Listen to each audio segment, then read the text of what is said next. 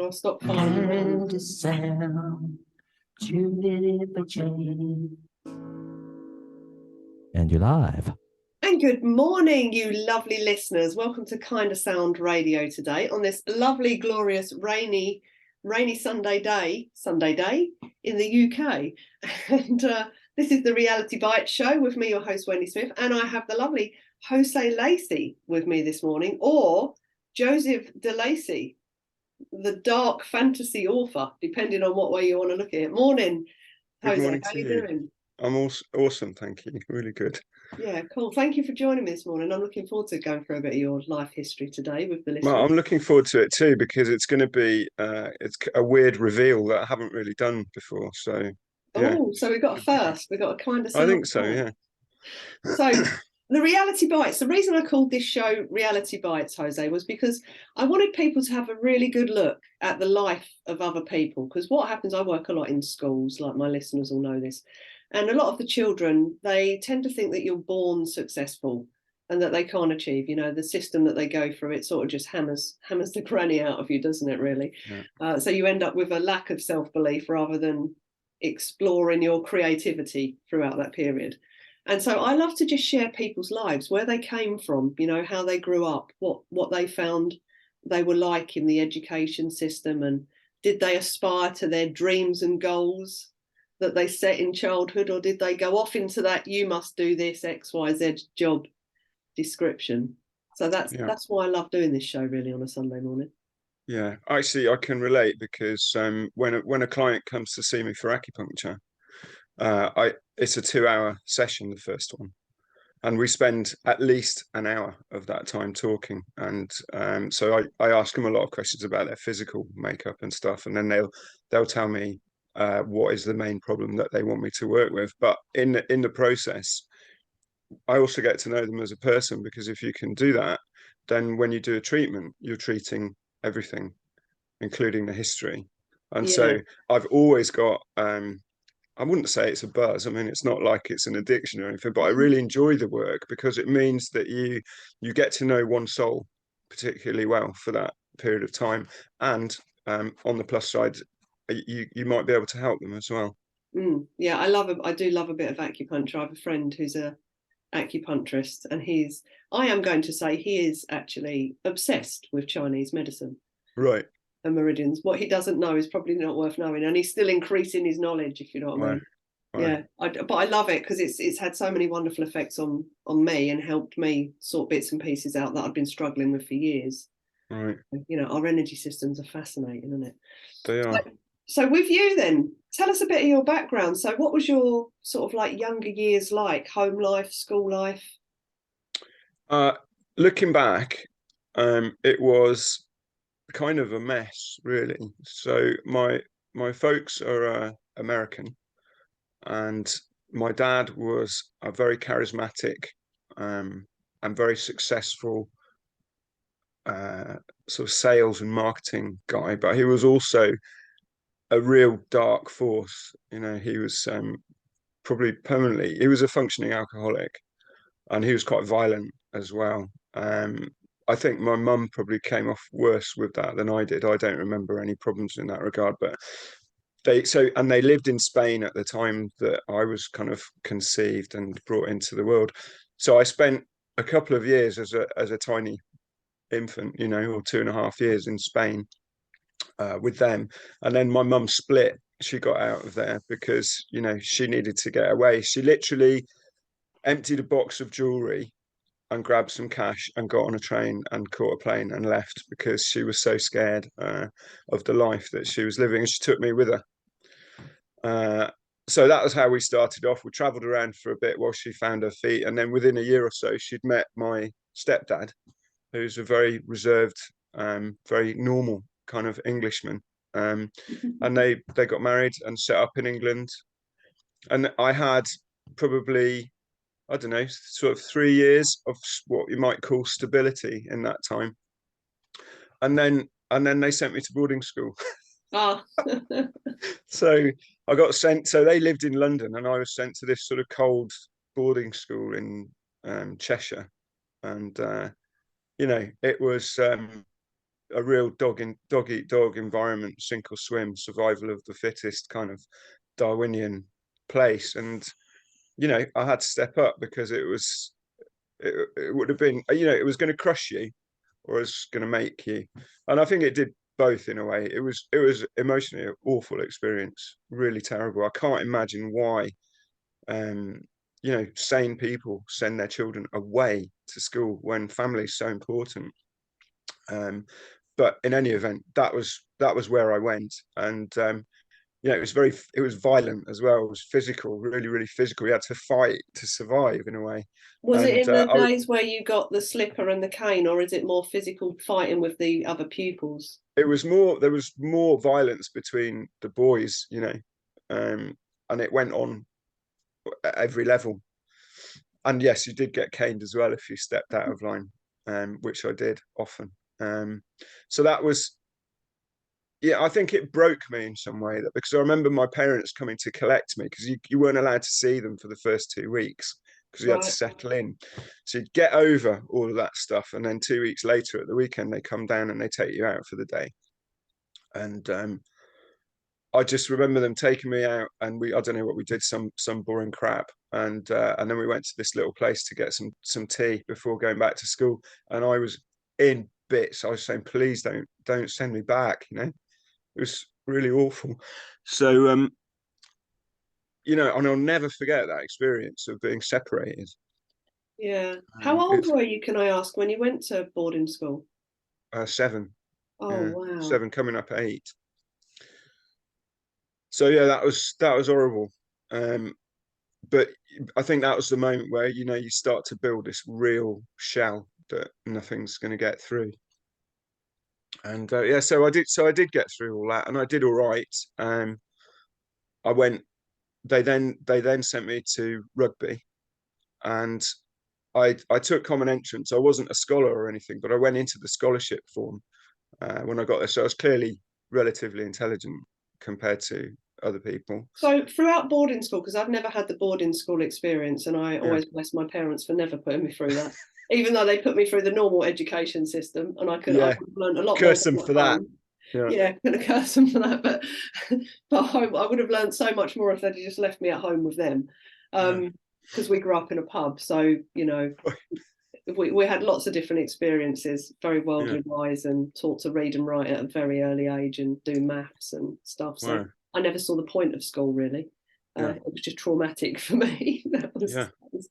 That was it. But what was like the education? Were they similar to sort of mainstream throughout it? Like, what do you want to be when you get older? Did they start categorizing you early, as in like you've got to start choosing your career, or was it literally just we're going to educate you all the way through and then? I don't think the career stuff really came into it until we were, you know, getting on for 13, 14 years old. So I changed from this little prep school to rugby school when I was 13.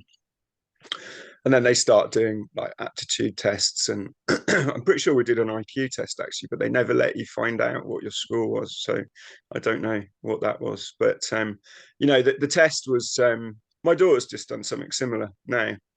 You They tell you what they think you're going to be, and compare it to what you think you're going to be, and there's Right. might be a bit of crossover. I think they said I was going to be an archivist or a librarian or an author or something, and so they were in the right Half there with the camp. author, yeah. Yeah, but vocationally, they haven't got a clue what kind of a human being you are and what gift that you bring to the world. And I have subsequently realised that every human um, has a gift, and the thing about the gift is it's not just given to the person; it's given to the person so that they can then give that back to humanity and the people around them. And so everybody has that. This is not recognised in school as we know it. It doesn't matter if it's private school or public school, state school, whatever you want to call it. It doesn't make any difference. There'll be a few teachers there that really care, and want to help, but they're locked into this system. And as you and I well know, this system is created to destroy the human spirit. It's not there to make wonderful people go into the world and do wonderful things. It's there to create more cattle for the machine. That's it. Pretty much, yeah. Again, it comes down to that. You're taught to compete with others, compare yourself to others, and develop all those limiting negative beliefs about yourself that do on a certain level crush the soul. Yeah. It's supposed to crush the life force out of you, really, isn't it? So then you just become a good citizen. You go do your job, your 9 to 5.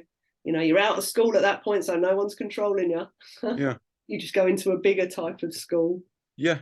The hierarchy never ends, does it? This kind of and this is another thing. So the two systems do create two different kinds of broken people.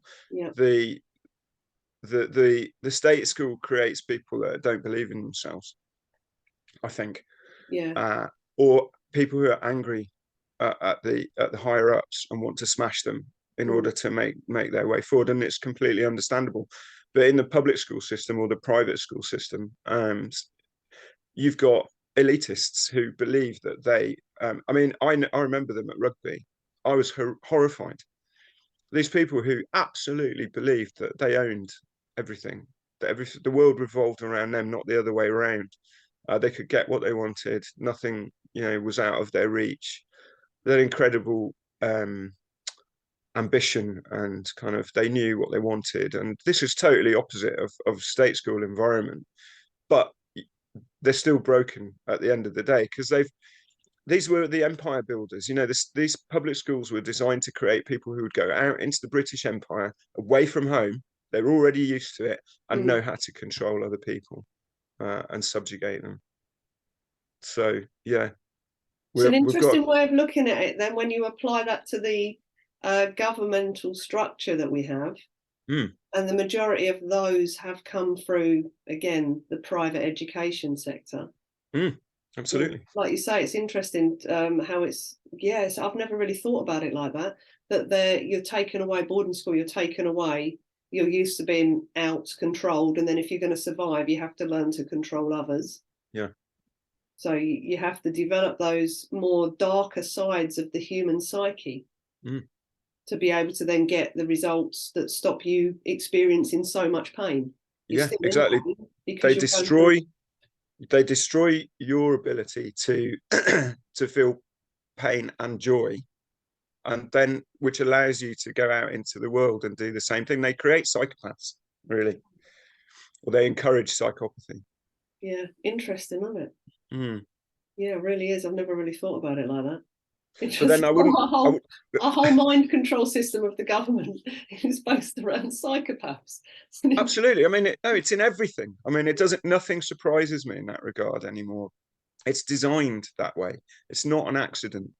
None of what we've experienced in the last, in my lifetime, is an accident. And it's a bad accident, but or a bad deliberate act, but still. I mean, I feel now. So, we're going to leave the darkness behind, I hope, in this conversation, because there's so much now that we can look forward to. Oh, definitely. I mean, I think that's the whole point of everything that's happened over the last 3 years, is to finally show people the amount of corruption and, say darkness, just to call it darkness, that's been like a blanket over everything for so long. And just getting people to realise back again their potential of themselves as the energy system, the soul, the being, the whatever you want to call it. But we're powerful, creative beings, and we've been shut down for so long and controlled for so long. Enough is enough now, isn't it, really? Absolutely. Yeah, time to move back into the lighter spaces and start developing what we should have on the plane of existence. Definitely. So I'm looking forward to that journey as it's unfolding. Yeah, me too. I'm excited, actually. Yeah, it's a hard ride, but it's a fun ride. Yeah, absolutely right. So first song this morning then, I the Mask by In Flames. Why do you like this? Well, so my daughter, when she was younger, she's 14 now, I used to play rock and stuff to her in the car, and she really liked it. We had AC/DC and Pink Floyd, nothing particularly heavy, but just good old rock and roll. And then when the lockdown came along, and we were spending a lot of time together as a family, we were out on a walk one day, and she was listening to something through her earphones, and she pulled one out. She said, "Dada, what do you think? Is this any good?" And I was listening to it, and I thought, "Wow, that is really good." And so, In Flames was like her first metal love, and she's now, I mean, everything's metal. She loves it, absolutely adores it all. And it took me a little while to get used to it, but now, and I really like the lyrics. These guys, In Flames, I think he started when he was 17 doing live shows. I don't think he knows anything else. Anders, the guy who the lead vomiter Right. for the group, and he's old now. Do you know what I mean? Old and knackered, and they've been on the road forever. So, but anyway, so I love In Flames now. I think they're a great band. Yeah, I've never And heard of them. had So you not? no, no. So Right. bit of a. We'll start off with a bit of an ode to your daughter this morning, then. Yeah, So Django, fantastic. if you wouldn't mind, eye the mask, please. Cool, you're off air. Oh, my mum will love this. She'll be going, what on earth are they playing on a Sunday morning? It's good. Bloody living it. I can't bear this. This is my mum, by the way. Yeah. Imagine what she's saying now. Yeah. I can't bear that music. It makes no sense. Well, when I first heard In Flames, I was thinking, they're not. I don't think this is very good. But once my ear got used to it, I thought, God, there's some really good stuff in here, and I like the lyrics. I love this song because of the lyrics. It's all about all the masks that he wears, Right. and who's real underneath the mask. And in the last 2 or 3 years, I'm having the same questions. Who am I in this world now? Yeah. And I mean, I think we all know that feeling. Oh, the mask, definitely. It's the unpicking and peeling of them. I mean, that's just life, isn't it? Going through, I'm thinking about everything from masks, networking. Yeah. There you go. This is, I mean, a simple thing is a clothing mask, isn't it? So when I used to go networking, because they're business networks, I like jeans and I like my jumpers. Right. And when I'm going to do motivational talks, I don't have to wear dresses and shoes, and people like to see me as I am, so I'm always in smart casual. Right. And that's pretty much my life, dressed like that. Yeah. And then I'd look at everyone at the networking events and think, shit, maybe I need to like wear a suit or a shirt, or and I'd go to some of these events and I'd feel so bloody uncomfortable because of what I was wearing. Because I think and the best events that I've ever been to are the ones where I've just turned up in one of my favourite sweatshirts, Yeah. my most comfortable jeans and boots, and just been able to feel comfortable in my skin. And it's taken me a long time, Jose, to get there. Yeah. To just want to be comfortable in my skin as I am without aesthetically changing myself, whether it's clothing or, what people do to their physicality. And Sure. I think just change how you feel on the inside about yourself, and then the outside changes anyway. Absolutely right. I mean, I'm reading A Course in Miracles at the moment. Do you know the book? No. It's an extraordinary work. It's like 1,200 pages. A Course in Miracles, it's called. Course in Miracles. Yeah. It was channeled by this. I don't know if she was a philosophy professor or psychology professor. Anyway, a real ordinary person entrenched in academia, right? Yeah. And so Jesus was talking to her, and she was like, "Oh my God!" And anyway, she wrote it all down. But you read it; it's complicated stuff. But the point is that, like, what you're saying is that what we experience, we only experience it internally. The world outside it may well be there, but we only experience it up here. We've never had anything happen outside of these bones. And 25 seconds to go. Yeah. That is a fascinating way of looking at things. Yeah, and I mean, well, consciousness is another whole. No, my business partner John, he was talking to me about upward causation and downward causation the other day. Kindasound Radio, Absolutely, the station for a global community. In a minute. And you're live. And And welcome back. So, Mum, I hope you really enjoyed that song. I was laughing with Jose, so my mum's going to be going, what on earth is this on a Sunday morning? So that was specially for you, Mum. Love you loads. Right, so let's get back to I want to just finish off on the education system so people get an idea of where you went after that. So you've obviously gone into rugby and started, I suppose, at the age of 13, and that you're starting to sort of wake up to life a little bit, aren't you? Yeah. So what were your experiences, and what, again, when it was coming to like career-based stuff, what were you being sort of pushed towards, or were you rebelling against stuff? How did you find that transition through that space?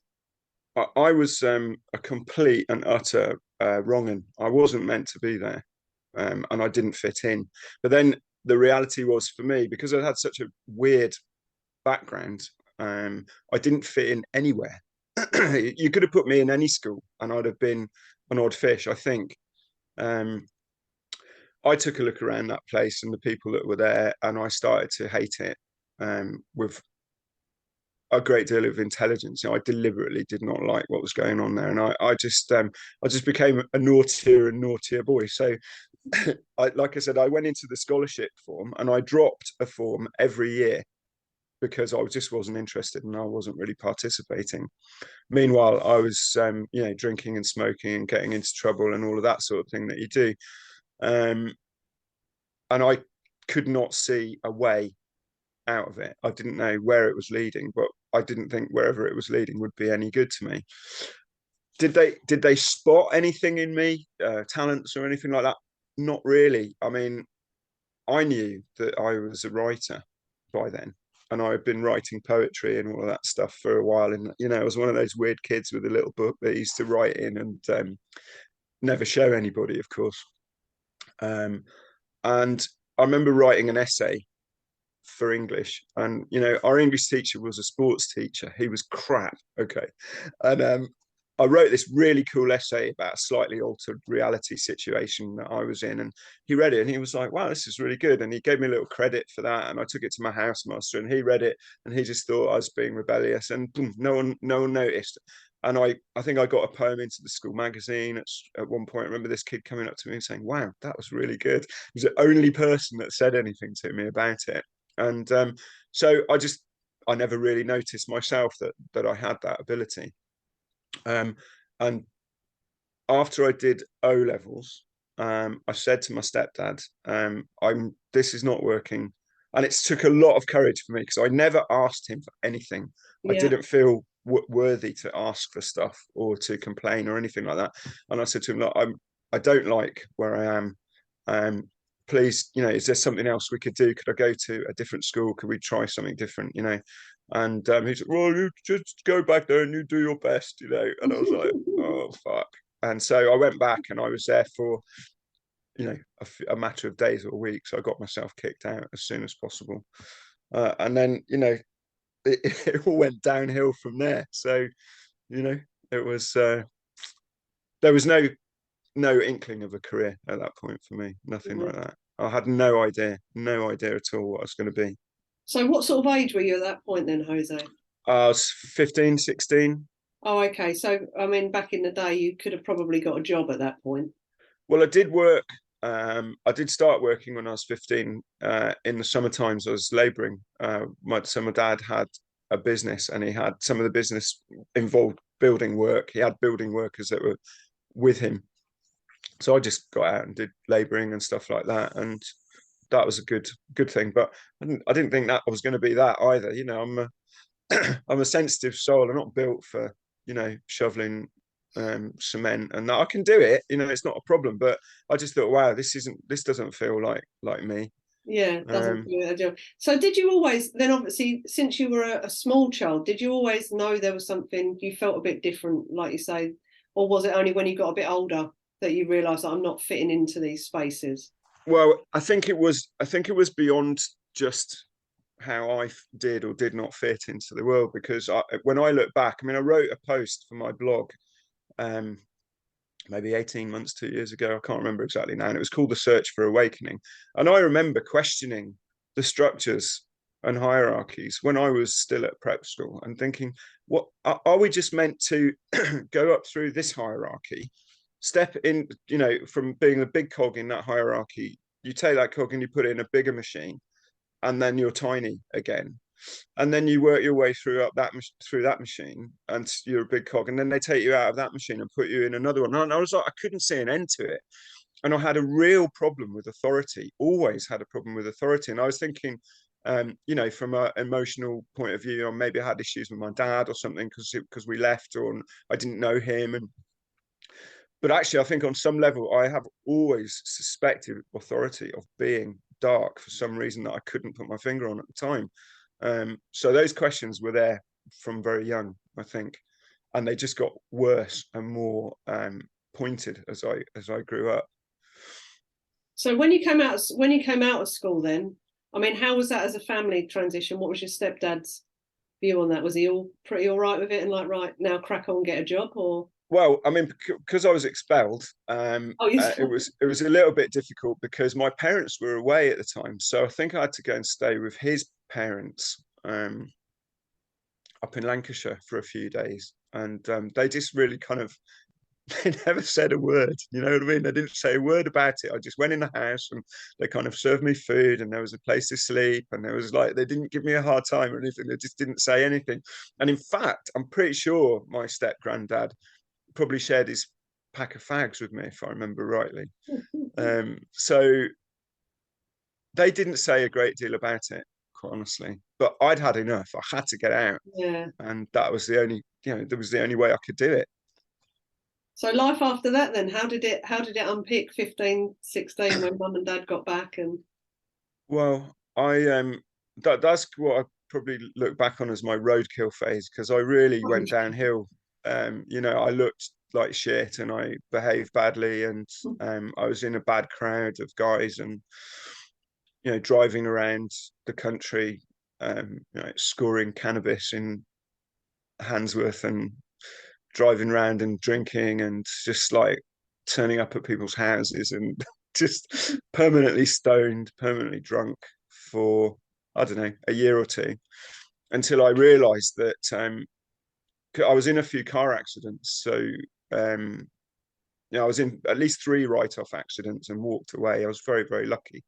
And I just was thinking about the guys, and they just were so hard on each other all the time. It wasn't nice, you know, when we were out doing something stupid. It was never like fun, really, because they were always at each other. It was a really, really negative group mind that they had. Anyway, so I just thought, I've got to get out of this. So I stopped communicating with them, and stopped smoking weed. And probably by the age of 17, I'd learned how to drive. And weirdly, my sister turned up, who I hadn't seen since I was, you know, since my mum had taken me away from Spain, because she stayed with my dad. oh, okay. Is she older I than might have you? seen her a couple of times, but she turned up and she said, look, your dad's working in England. You could come and work with him. You can meet him and, you know, get to know him and stuff. And you'd have a job, you can make money and all of that. And I thought, that's it, I'm out of here. So I left my step family home and my mum, and I went with my sister, and we drove to I got the train over to somewhere in Suffolk.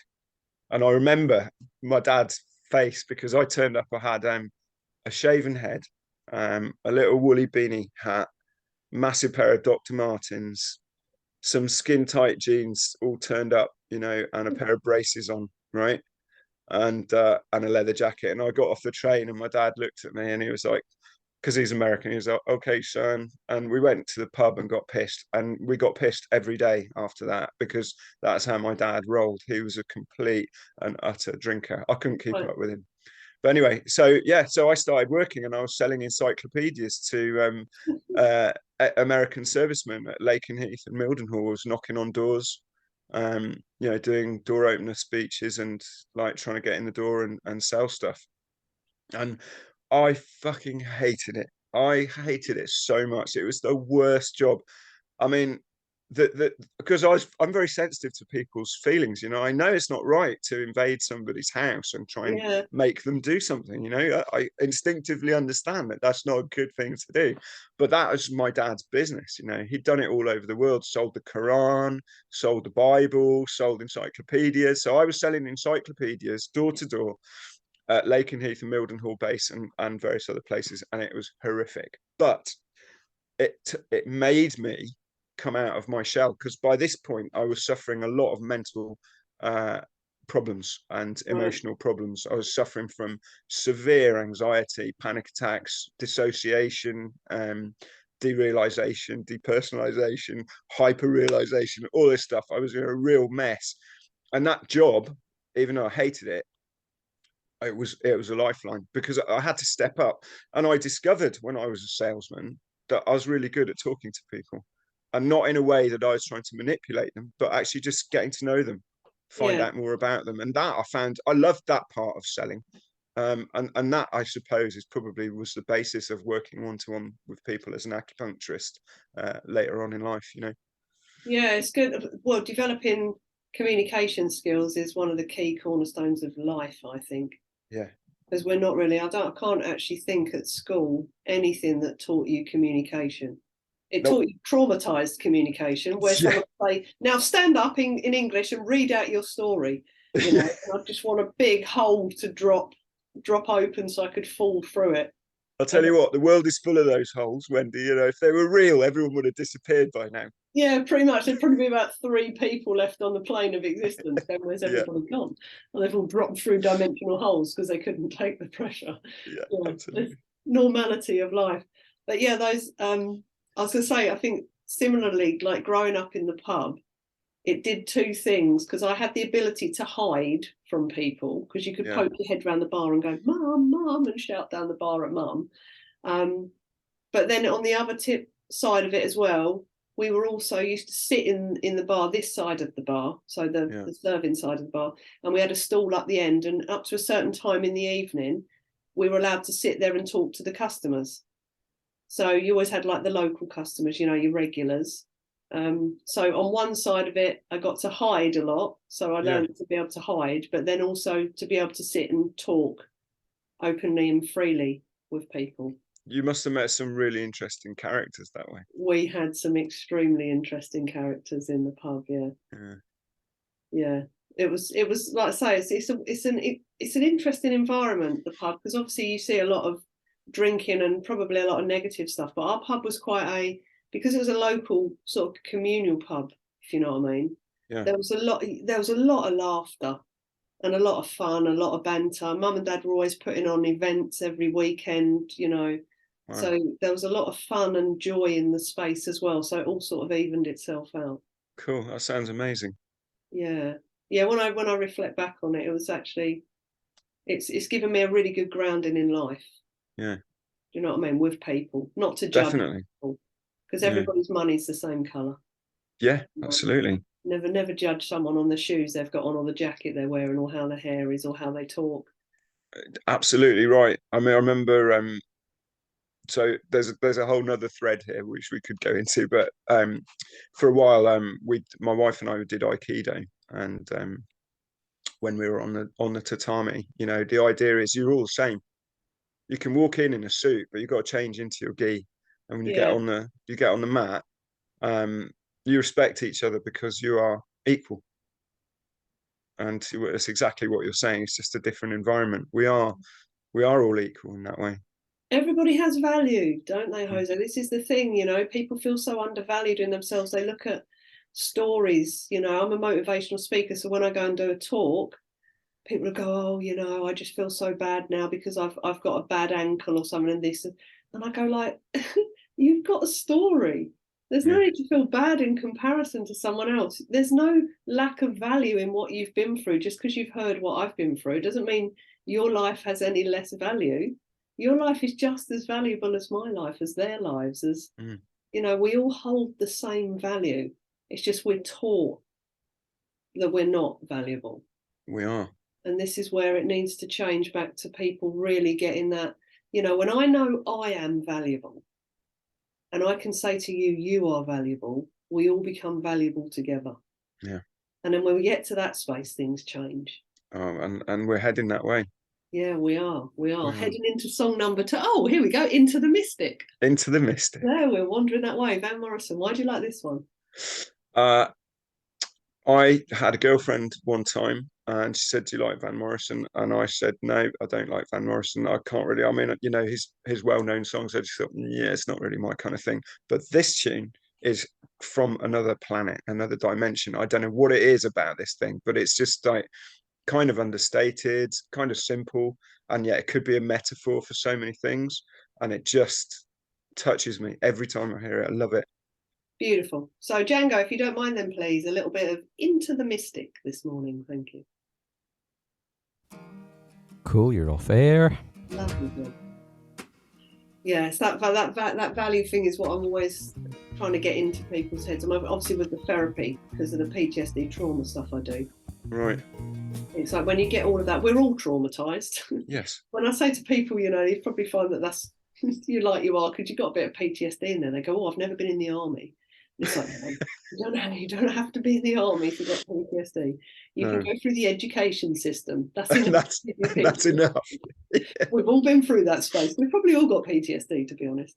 Yeah. But trauma comes in so many different levels, doesn't it? It can be, that's what I say, it can be, you know, just, it's a highly, I always say to people, it's just a highly charged emotional reaction to something creates the trauma. Yeah. That you just didn't deal with in the moment. So it could be something, you know, you lost your job. You got made redundant. It could be you've lost your car keys. That could traumatize you. And all the way through to losing people, you know, death, having serious experiences. But trauma can come in on any level. Yeah. At any point. And then it obviously gets stored in the system and gets rerun throughout life. Unless you ever get rid of the stuff. Yeah. And that's I think feel that undervaluedness. What you're saying is really that trauma is, I mean, it's a growing point, isn't it? Because it's from the darkness that your light comes. You know, and it's the reason why I don't look back with regret on my experiences, even though some of them were pretty awful. And even though I've done a load of stupid shit, you know, I don't regret it now, because how can you devalue the person you are now by not honouring your past? Yeah, and it's all those things. I mean, all those. Yeah, I'm the same as you. I did a lot of. I'm going to say stupid shit. Did the same thing. I spent a long time doing very similar things to you. Not so much the drinking, but more the smoking. Yeah. For a lot, burying my head in the sand. That was all it was doing. It was just because I didn't know what was going on the inside of me, and every time I did that, it just buried it all again, and it was like it puts you in stasis, doesn't it? And it was when I got to the point of recognizing that actually I'm burying a lot of pain points here. Let's have a look at the pain points instead of burying them. Wow. And when I got to that point of starting to look at stuff and going and owning it and going, wow, that's all mine, like, and then transmuting it into something else. Like you say, that's the pain points are your learning points, aren't they? They're your growth points. Definitely. So the more you don't look at them, you know, the smaller you get and the more restricted you get. You just got to look at them and go, it happened. How do we change the feeling around it now so I can, like say, grow from it? Yeah. And then you can 30 seconds to go. Show others, help others as well, isn't it? You can show and help others how to absolutely grow through your own, you know, your own pain. That's the value of it, is that it doesn't just fix you. You have the potential to share that and bring other people to the light, you know, if they come, and generally they'll come to you at the right moment, you know. Kindasound. Pretty much, I find that with most. And you're live. And welcome back to part 3 this morning of Reality Bites. So, Jose, I want to wander now. So we've gone through the traumatizing experiences of your private school education. And I'm so glad I didn't go through that, even though I had the other version. But so how did you then get into, you're working for your dad, you're selling encyclopedias. It just sounds the most random thing. Yeah. For the American Army at Lakenheath. Yeah. Right, Mildenhall. I'm just curious to know, this is one thing that's been running through my head. Why on earth would soldiers want encyclopedias? And did you sell any? Yes, I sold some, and they do want them because if you think about the life of a serviceman, even probably an English serviceman, but I don't really know, but they're moving, I think every couple of years or every year they have to go to somewhere else, to get posted somewhere else. Kids get whipped out of school, they go to another school, right? If they've got the encyclopedia, I mean, it's very different now because we've got the internet, so we don't need books in the same way. But each year you'd get like an addendum, like a new book which had new information, and you'd add that to encyclopedia. So they felt the selling point was that there was always a reference for their children to look at if they wanted to understand something and they were on the move, or it was like a rock that they could come back to, was this set of encyclopedia. And it was I think it's a very American thing to have encyclopedia. I remember my mum's dad, so my grandparents in America, they had a set of Britannica. And they were quite interesting, actually. There's loads of stuff in there, but they do. There's a need. There's a need. So moving on from that, then, I'm just curious. I'm curious about the links getting into acupuncture and where you go now. So how long did you work for your dad, and then what happened in that space for you to transition into the next? So I worked with my dad for probably about 4 years, and we soon left Suffolk, and we did a similar job in I think the Ronda area of Spain, where there's more American military. We did that there for a while, and then this was all with the view to going to Australia. Oh, okay. So all of us that were on that team went to Australia, and my dad was working with Philips, the electronics company, but he was selling their language training course. And so at the time it was like it was clever at the time. It's not clever now, but basically you could listen to the tutor on your CD, on your cassette, right? Then record your voice next to them, and then listen back and see how you sounded. And you had a book with that, and there was a special I'm not going to get into this, but they had their method. And so basically we had a system where we'd get leads come in from adverts, we'd phone the leads up, make appointments, and then we'd go out and sell language systems. So it was a similar job, but there was no door knocking. And it was good. I still had my mental problems, emotional problems and all of that, but I still had to go to work and deal with all of that crap. And so I went out, and some months I was top salesman. I won a trip to Langkawi Island in Malaysia and went out there for a week on my own and had a great time. And I won stereos and all sorts of kit for the car, and I was all right, but I had my ups and downs. And if you didn't earn, you didn't eat. Right. But we worked really hard. We worked 3 weeks on, 3 days off, and we were drunk every night. So you'd go to work, you'd see your appointments, and when you're done with your appointments, and it could be late, it might finish in the evening because people obviously are at home after work, then you'd go and get pissed. And that was just the completely normal behavior. And so we did that for about 2 years. Did you develop a good relationship with your dad through that, or not really, because it was just fueled on alcohol? I developed the only kind of relationship that I could with my dad, and what it taught me, the cool thing that it taught me was, like, I would think, shit, I need to be more like my dad. I'd not had this influence in my life all of that time, and I'd look at him and I think, no, I need to be more like that. Every time I tried to behave or speak like my dad, it blew up in my face, and I ended up looking like a complete idiot every single time. And it taught me that I wasn't my dad. I didn't need to be like my dad. I needed to be me. And that was the beginning of something special. And was that sort of the beginning of the end of the working selling stuff when you started? Yeah. We stayed in Australia for 2 years. I worked in Sydney for a year, Brisbane for 6 months, and Perth for 6 months. And we had to do that thing where you kind of leave and go to Auckland and redo your visa and all of that crap. Okay, there was a lot of ducking and diving. Yeah. And then I came back to the UK. I was about 21, 22.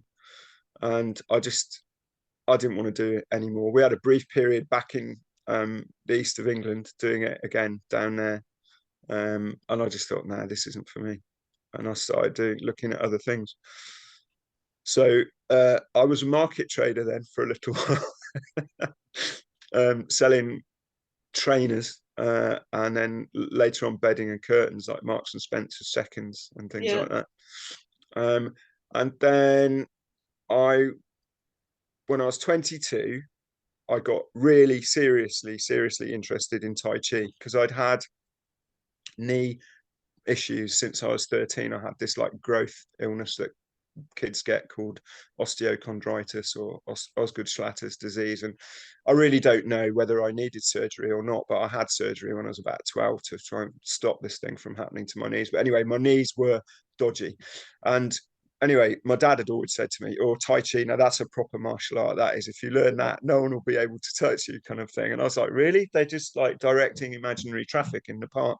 And so anyway, I started learning Tai Chi when I was 22, and I went mad for it. Every night there was a class, I was out. Every weekend there was a course, I was out doing it, and it was brilliant for my knees, really good. But in those classes, what we sometimes would do was like pairs work, where you do a bit of massage, or you learn about a channel meridian or something like that. Okay, and if with a particular problem, you could use certain points and stuff like that. And I found I really liked working one-to-one with people and putting my hands on them and working on their bodies and stuff. And I had a great understanding for physicality, and sort of being with someone on a one-to-one basis. And I thought, wow, I think because acupuncture and acupressure and Chinese medicine and Tai Chi, their roots are really similar.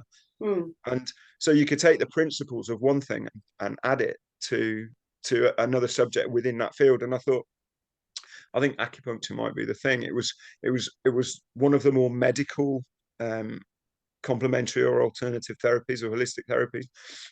So it had like a better reputation, if you like, than say, something more healy-feely.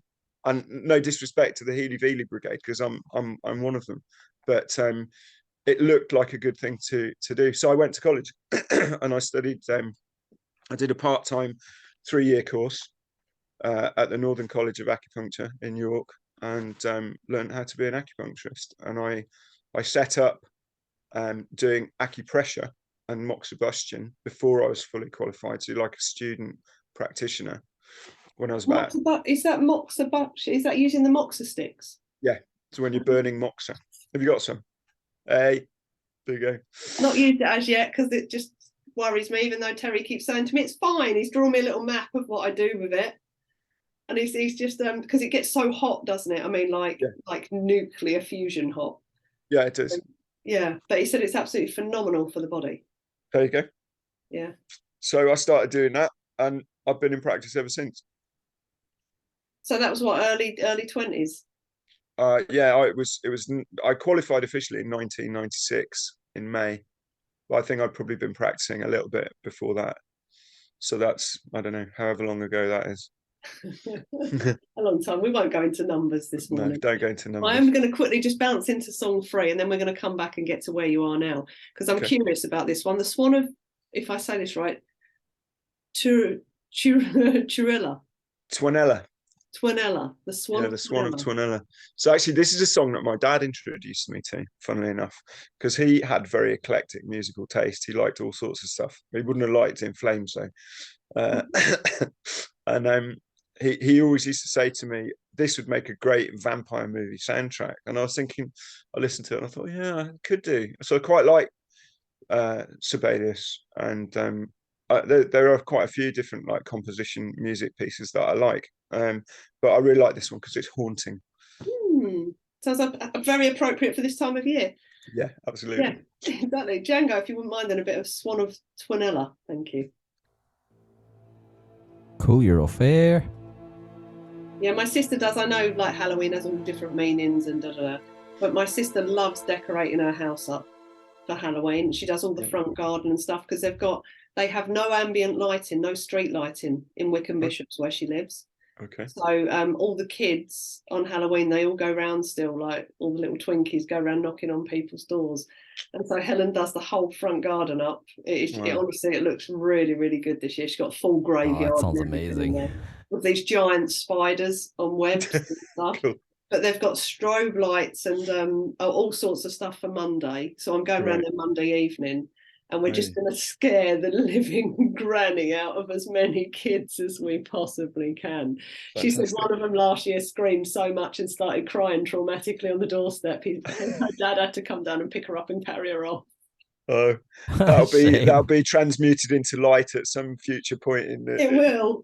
We do it we put love into it. Do you know what I mean? We put so much love into what we do. But yeah, her house looks fabulous this year.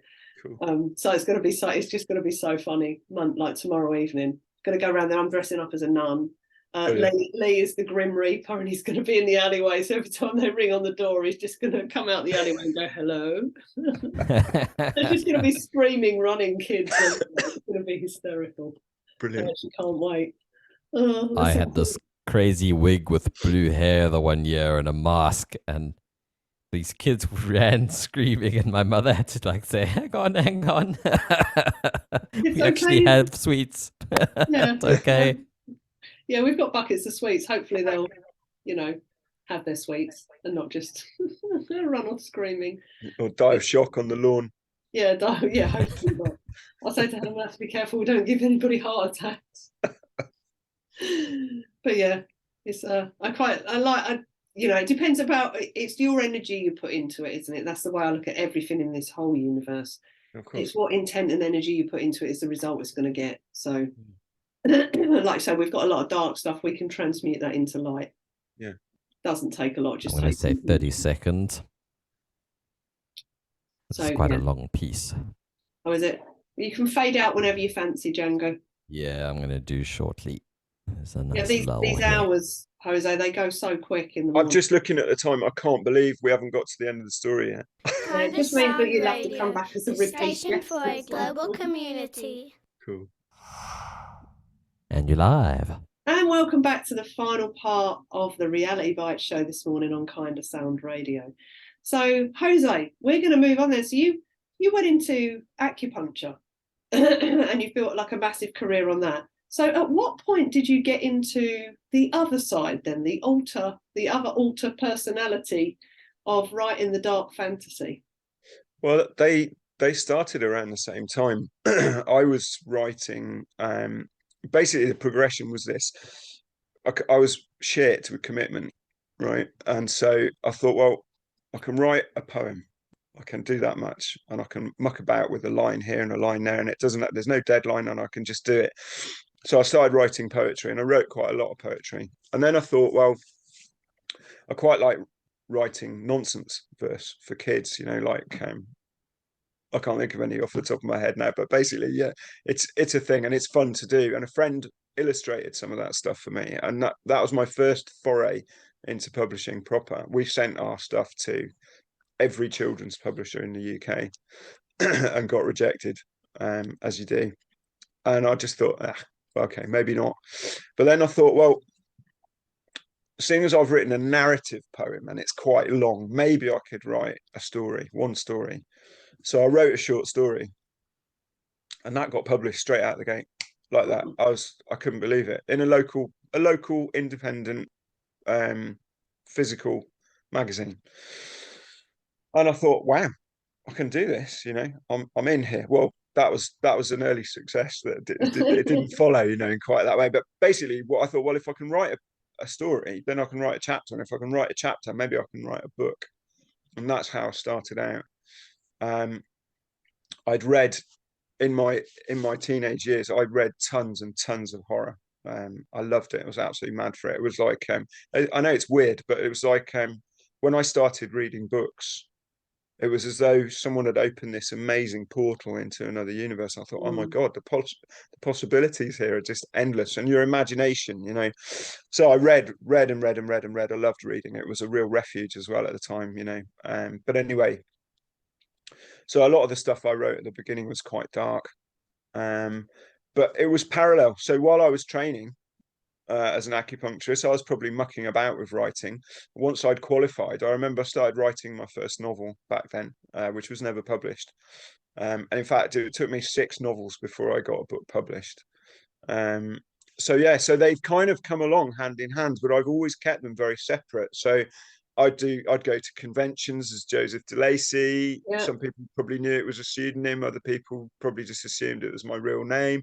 Those two things never came together ever until the last little while when I had a book cancelled. I forget when it was now. I think it was in 2021, early 2021. And the reason the book was cancelled is because the publisher took issue with what I was tweeting about. I was telling the truth, you know. He didn't like that. He saw that as misinformation, and he said he thought I was dangerous, I suppose, a dangerous influence, and all of that crap.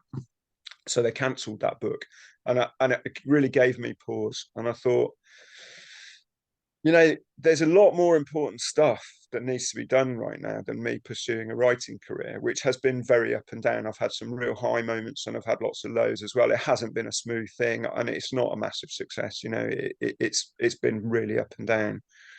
But I thought the world needs help right now. I don't need to go out singing and dancing my own song and, you know, trying to get attention. It's not about that now. Suddenly, it is not about us, the individual. It's about what we can bring to this world.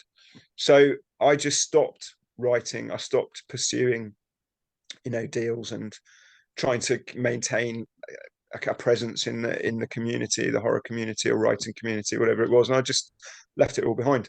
And I'm sure I got trashed and badmouthed by lots and lots of people, and it doesn't matter. It doesn't matter. There's so much that we need to do now. There's so much more important than that, and I'll come back to it, you know, one day. And you know, the festival that we were at, where we met, I was talking about my writer stuff, and I was reading from one of my books. And I'd said how I was unwilling to take Lucifer's coin for my work now, because we know that the publishing industry is part of the media, and the media is controlled by 6 corporations, right?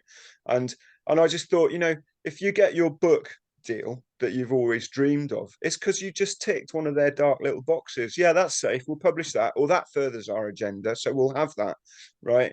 And I thought, no, I'm not doing that anymore. Anyway, so I'd mentioned this, and a chap put his hand up in the audience and said, well, why don't you take that money and do something good with it? And I was like, what did he say?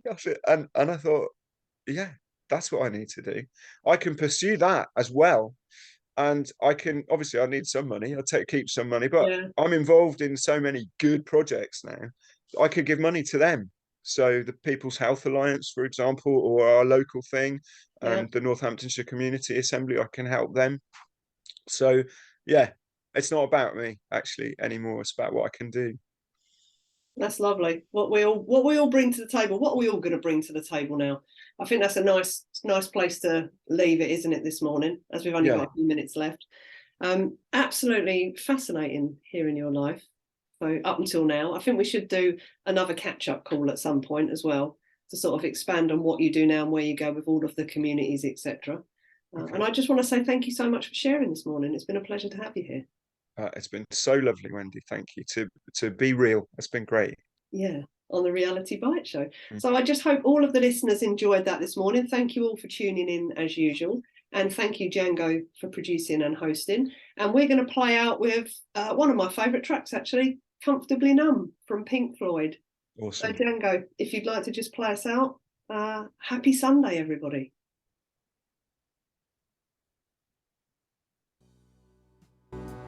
Cool, you're all fair. Beautiful. Thank you, guys. That was lovely. Thank you, Django.